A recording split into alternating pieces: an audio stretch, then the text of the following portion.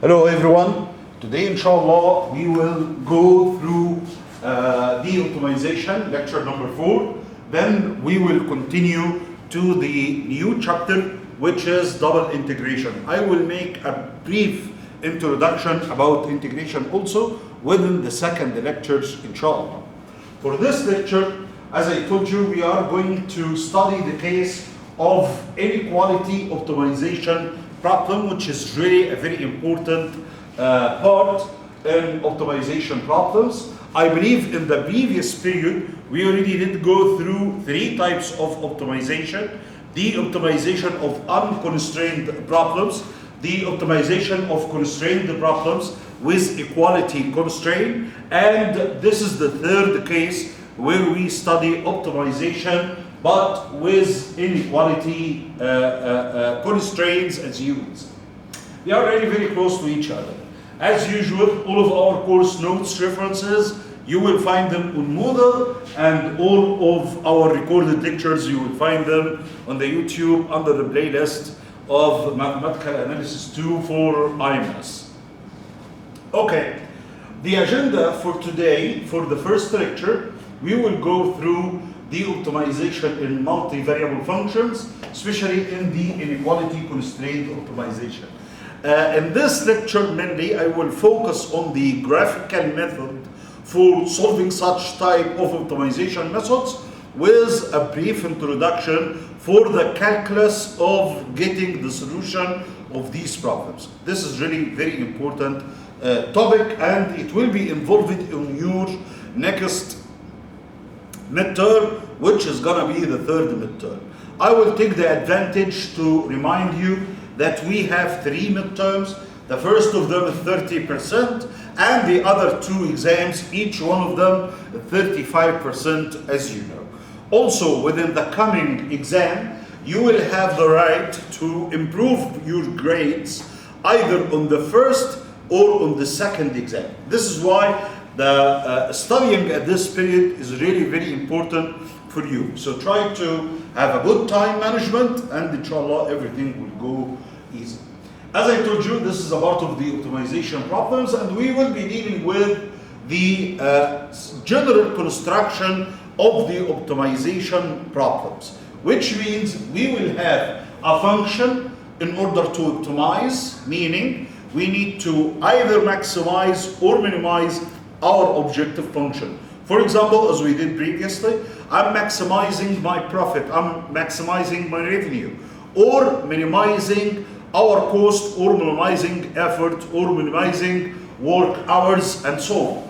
So mainly, we have the optimization problem. The first part is the objective function, which is subject to a bunch of constraints which depends on the nature of the constraints.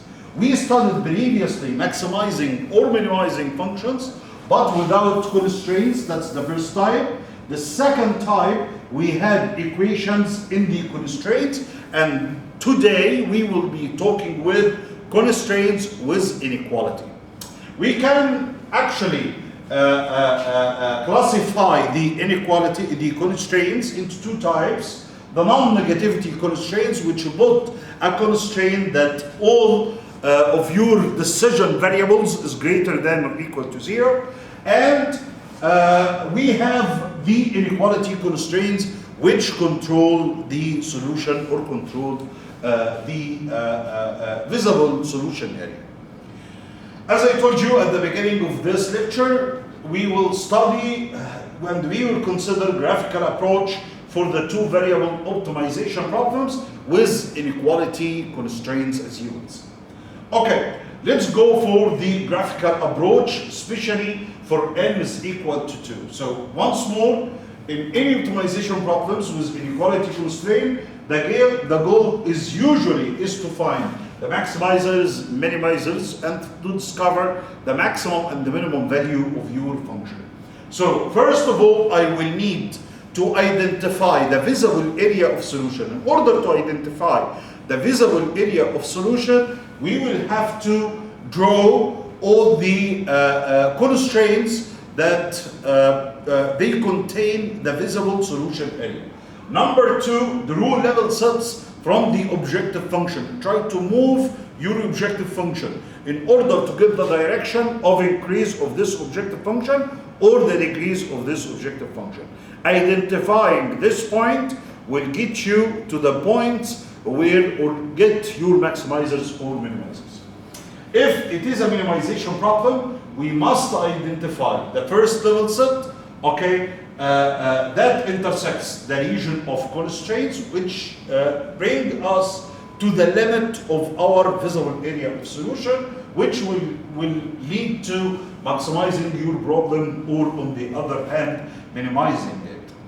Calculating the solution, the method of calculus depends on where is the optimal point and the constraint and the region constraints. In details, indicate the graph where the minimizer and the maximizer points, calculation of the solution methods, depends on where the optimal point in the constraint and intersection point with the axis. Maybe this is going to be the optimality point, or it will be a point of intersection or tangency between the objective function and one of the boundaries within your area, as you will see from the coming problems. And an intersection between two curves is also a possible case for the optimization point within your region. So, understanding these theoretical points will make your life easier in understanding and in performing or solving such problems. So once more, as I told you, this is an example, a very nice example about an optimization problem subject to a bunch of constraints. Of course, it's an inequality constraints, as you can see from those types of constraints. All of them are inequalities, and they have an upper bound which control or which bound your period. So the first thing to do in order to solve such an optimization problem, I will start with the visible area of solution.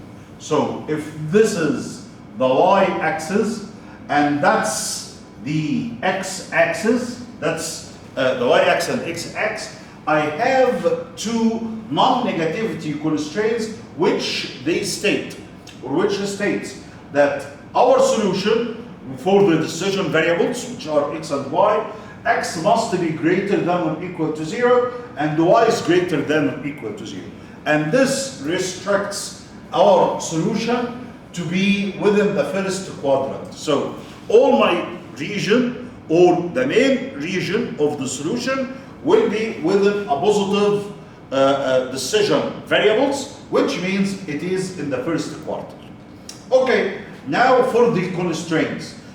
First thing, try to change the inequalities to be equations. Then start drawing them. So I will start with this equation, with this inequality, which is x minus y equals 0. That's y is equal to x. That's an equation. Of course, y is equal to x. It represents the 45 line that's passing by the origin. This is y is equal to x, and it has a slope of 45, as you can see. With the line y is equal to 3, that's line number 1. Line number 2, y is equal to 3. So I will go at y is equal to 3 and do a horizontal line, as you can see. This is the region that I'm telling you about. It is the part where you will have, the following.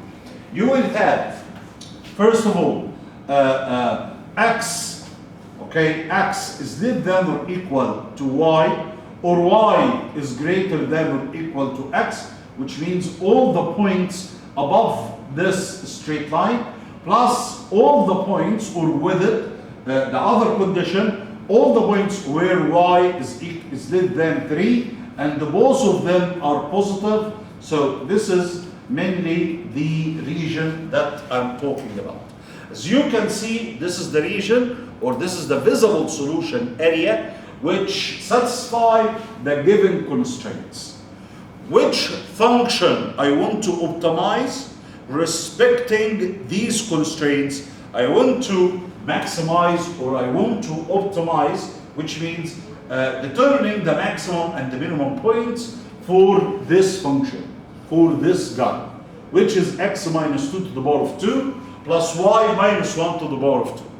That's an equation of a circle.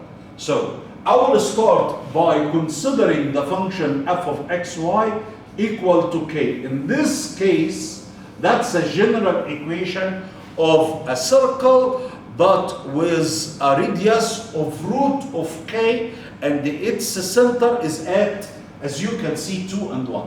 So first of all, since y is equal to 3, this is y is equal to x. So this guy is at 3. The point that we are talking about is when x is equal to 2 and y is equal to 1, that's the point, or that's the center of our circle. So I will start to imagine the shape of the circles around the zero. Of course, the boundary points within this circle are not satisfying the constraints. Okay, so if I increased the circle a bit by bit till this circle hits the visible solution area, or the constraint area, this is gonna be the first point of optimization. And if the circle are increasing in a way or other, where this is the last point, so that's the K of the maximization. This is how to maximize these problems. As you can see, we did steps, certain steps. Those steps are really very simple. They are, as we did, first of all, trying to identify the visible area of solution, then trying on the next step is to draw some of the key levels, or the level curves of the objective function, and they get the intersection, the tangency or the intersection like this guy, but respecting the region of the constraint. I will explain this once more, or this problem once more, by following the slides as used. So once more, I will repeat everything. I want you to focus. We will repeat everything. So once more, this is the region. This is y is equal to 3. That's the line y is equal to x. That's the region where all the points, as you can see, respect these bunch of constraints.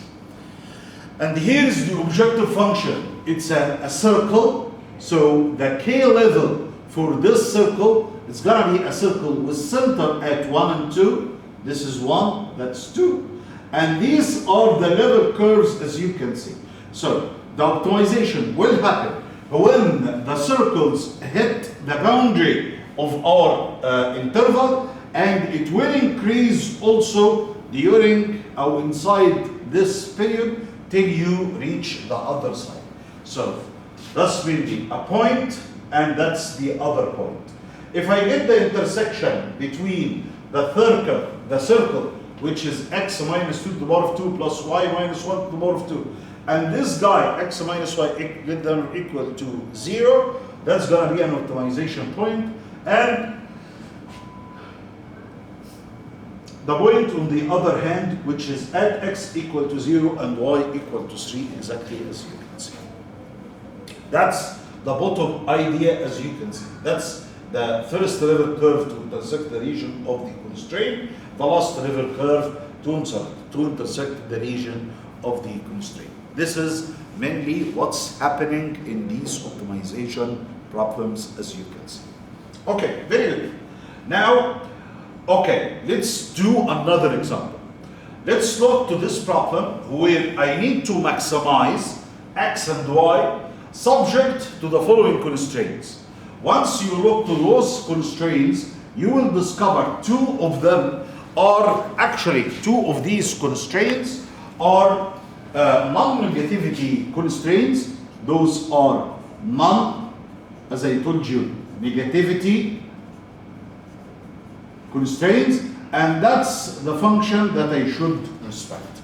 So, first of all, I will try on the same graph to draw both the visible area of solution, and then also I will draw the objective function.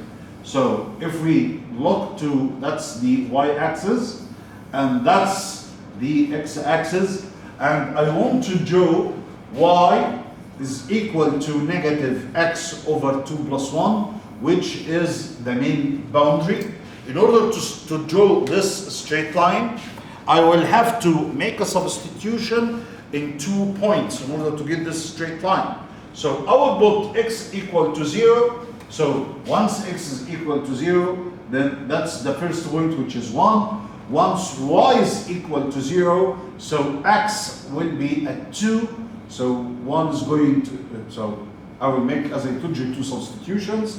When x is equal to 2 and substitute, this will lead to y is equal to positive 1, and then I will use y is equal to 0. Once you insert y is equal to 0, 0 will equal to negative x over 2 plus 1, which leads to x is equal to 2, so that's the second point. The second point is 4x at 2 and y is equal to 0. Then I will connect them together. That's gonna be the region, as I told you. These are the points belongs to x is greater than 0, y is greater than 0, and the line which is y plus x over 2 is equal to 1. So what's gonna be for the function which is f of xy equal xy? This is actually the level curves can be put on this way. K is equal to xy, which means y is equal to k over x. That's a rational function, and the positive one. So it will be in the first and on the third quarter. So this will appear, as you know, in the first quarter and the third quarter. The shape of this function is like this. That's the function for a certain k. If k is equal to 1, it's going to be y equal to 1 over x. If k is equal to 2, it's going to be y 2 over x. And so I will try to draw as much as possible till we hit this point. This is exactly how we determine the optimization problem graphically. Okay, so the intersection between this line and the rational function will give me x value and y value for the optimization, which will happen when there is a tangency between y is equal to k over x and the straight line, which is y minus x over 2. So if I put them equal to each other with respect to k, I will be able to get the substitution or to get the value of the intersection point when it's going to happen at which x and so on. Once more, let's do this optimization problem, but step by step and in the slides. Then I will show you how to get the calculus, the supporting calculus for this problem. So once more, draw the region as we did exactly for y is equal to x over 2 less than or equal to 1, which is, as I told you, straight line. I will just only change this equation to be y is equal to negative x over 2 plus 1. And for x is greater than 0, y is greater than 0. Those are the non-negativity constraints as we did together. So the first step, you will find this is the region. This is the line that we drew previously, which is y is equal to negative x over 2 plus 1. And for the k-level curves, so I will start to adjust using the k-level curves from here, which is y is equal to k over x as we did. And so you will start at k is equal to 0, k is equal to 1, and so on. This is the intersection point or the tangency point between your objective function and the visible area of solution. So that's mainly the main point which will happen at x equal to 1 and y is equal to half, as you can see. I can follow a scheme from our previous discussion in order to get the calculus of this area or the exact numbers supporting the optimization, this optimization problem. This is actually really very simple. All I have to do is to use the advantage that we already knew in the previous two types of analysis that we get, which is getting the gradient vector of the objective function, but it equal to the gradient vector of the main constraint. And that's a condition for the optimization to happen, that the two gradient vectors equal to each other, the gradient vector of the objective function and the gradient vector of the constraint. That's plus the equation of the gradient, the condition or the constraint should be satisfied, as you will see from the coming problems. So all I have to do right now is to see how to analyze this problem using the calculus. It's really very simple. So once more, if I want to use solving using calculus, that's my problem. So I will start with getting the gradient vectors. The gradient vectors are really very simple. So in order to get the gradient vector of f, it's gonna be simply partial f, partial x, partial f, partial y. Since our function is differentiable and the partial derivatives already exist, so all I have to do for this function is to differentiate this one. So I will differentiate xy. Differentiate with respect to x, with leave you with y. Differentiate this function with respect to y, will give x, that's the gradient vector of the main function. And then I will get the gradient vector, okay, I will get the gradient vector of the condition which is g. This is my condition which is y plus x over 2. Start differentiating, getting partial g, partial x, partial g, partial y. So simply it's gonna be differentiating with respect to x, it's gonna be a half. Differentiating with respect to y, it's gonna be 1.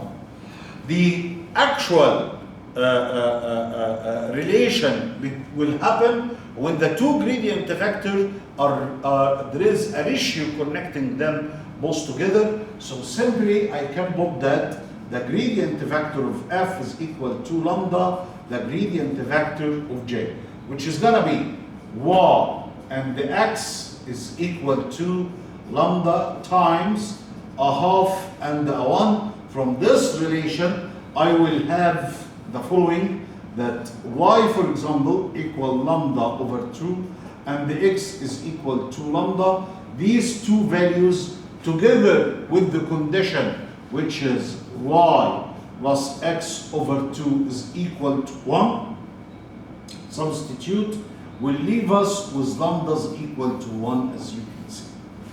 So replacing y by lambda over 2, replacing the x by lambda, so lambda over 2 plus lambda over 2, it's going to be lambdas equal to 1. Now I have the value of lambda that will generate the exact solution, and the maximality or the optimality point will happen when x is equal to, as you can see, from here, replacing lambda and y by 1, it will happen that the intersection, okay, point will happen when x is equal to 1 and y is equal to half.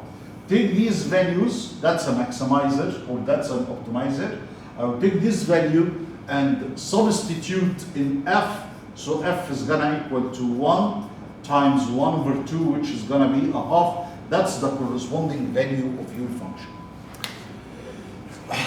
So once more, from this analysis, this is how to get your optimization for this problem.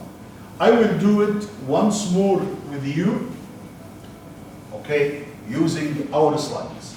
So as I told you, the first thing that we will do at the time being, starting by the following.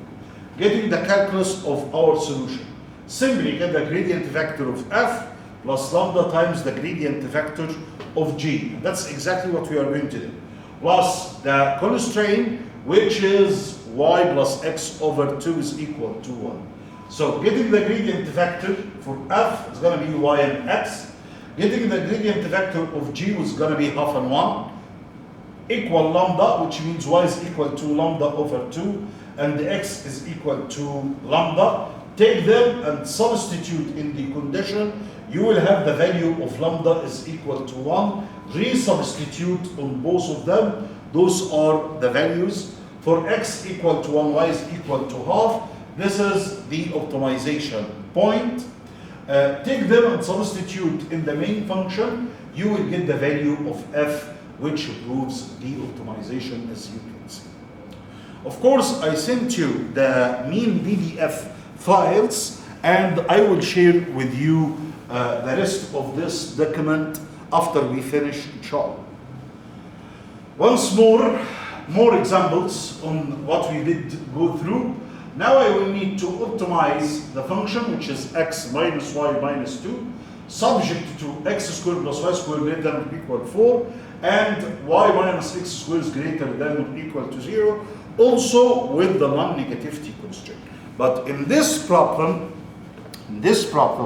we have first more than one inequality constraint, both of them with less than or equal to or greater than or equal to, and the regulation for x is greater than or equal to 0 and y is greater than or equal to 0. So all I have to do at the time being, that's the y-axis, okay, and that's the x-axis, as you can see.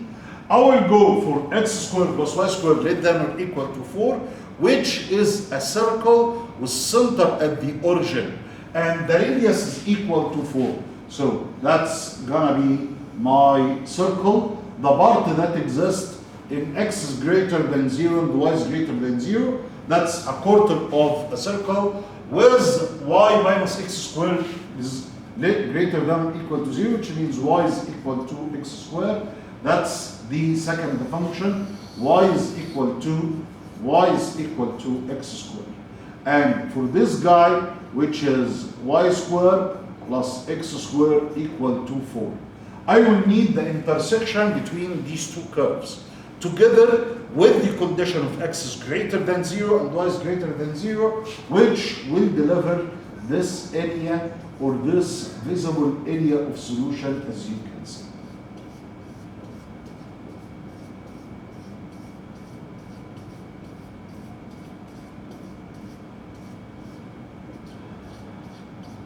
I will need to get this point.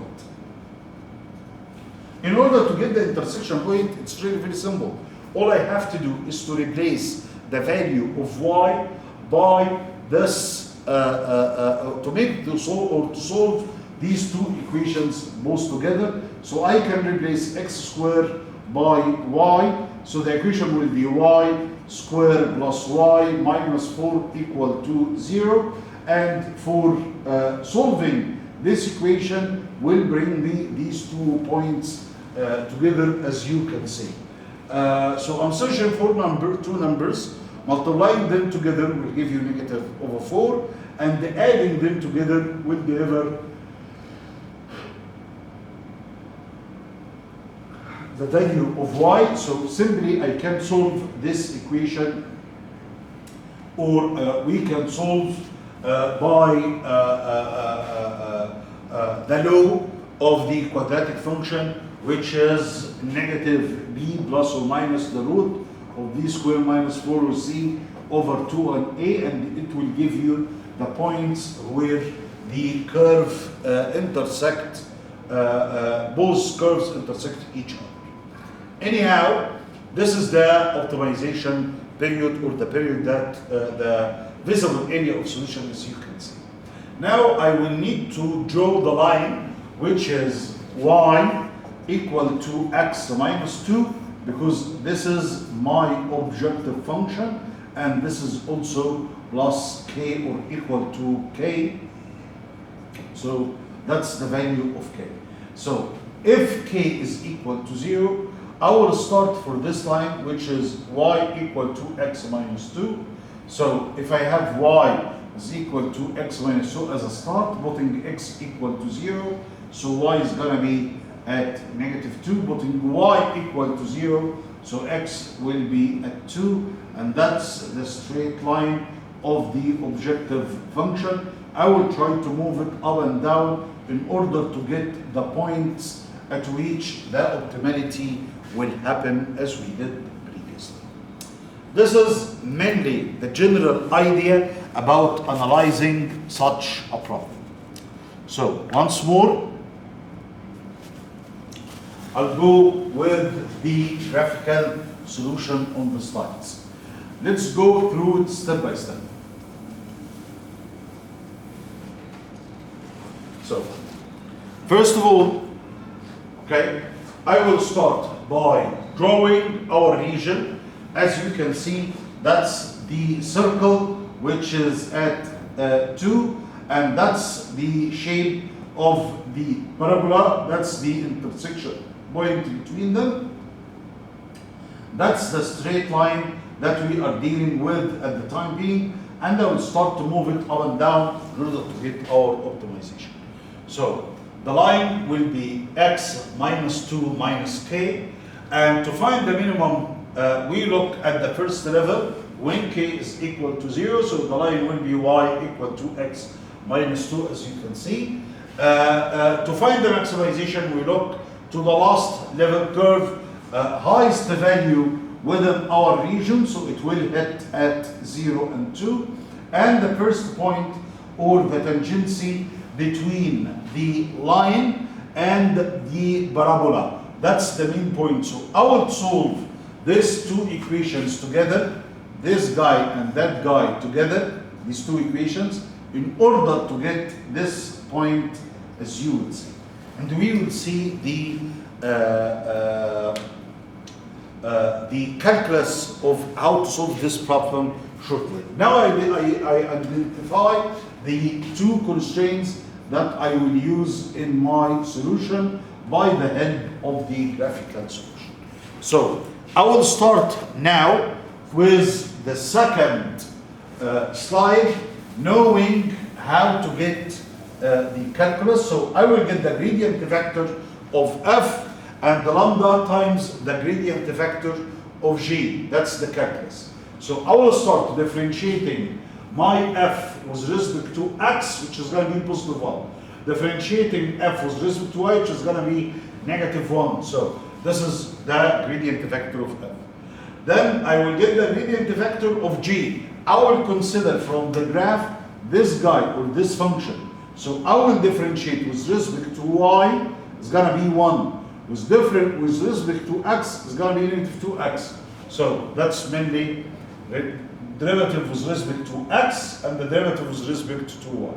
Equating them together will give me the relation that will help us with lambda and with x in the substitution. So if you remark from this one, that's 1 is equal to lambda negative 2 of x, as you can see, and the negative 1 is equal to lambda, which means lambda is equal to negative 1.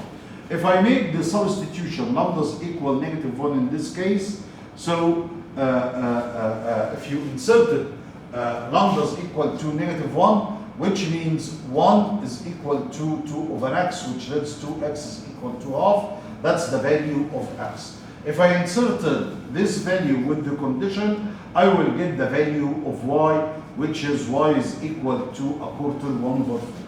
And that's exactly what happened. Lambda is equal to negative 1, x is equal to half, and y is equal to a quarter. Knowing x and y, this is the one of the optimizers of our problem. I will take them and then substitute in the main function of f in order to get the maximum value of my function satisfying these constraints. Also, as I told you, I've tried, as usual, I'm trying to solve as much as possible from the problems with the same steps exactly. Graphing the region which will determine the visible area of solution, then trying to graph the objective function, trying to get the intersection between them or the tangency point, determining which graphs, doing the calculus, getting the gradient vector of the main function, the gradient vector of the constraint, controlling constraint, or the binding constraint, putting them all together equal to each other with the help of lambda. This will give me the value of lambda, which will develop the values of x and y. I will need to check if they satisfy the given constraints. Once the constraints are satisfied, then I can re-substitute in the main function in order to get the values of f, as you can see. Also, that's another problem where I need to optimize the function, which seems like a circle, x minus 1 to the power of 2 plus y minus 1 to the power of 2, subject to y plus x is less than or equal to 1, and also in the first quadrant, as you can see. So once more, all I have to do at the time being is to put my constraints. Well, from them I can generate the region, as you can see. That's y is equal to 1 minus x, and that's for x is greater than 0, y greater than 0. It's this triangle. I will go exactly for x is equal to 1 and y is equal to 1. I will start with level curves till one of them will be a tangent for my objective function, and the last one without leaving the permissible area, as you can see. That's gonna be the 2 points. If I need to do the calculus, it's gonna be exactly the same. Getting the gradient vector of f, which is gonna be really very simple. Trying to get the gradient vector, differentiating with respect to x will lead to 2 of an x minus y minus 1. Differentiating with respect to y is going to be 2 of a y minus 1. Both of them, that's the gradient vector of f, should equal to lambda times the gradient vector for g. G is y plus x is equal to 1. So differentiating with respect to x is going to be positive 1. Differentiating with respect to y is going to be another positive 1. That's the function that we are dealing with.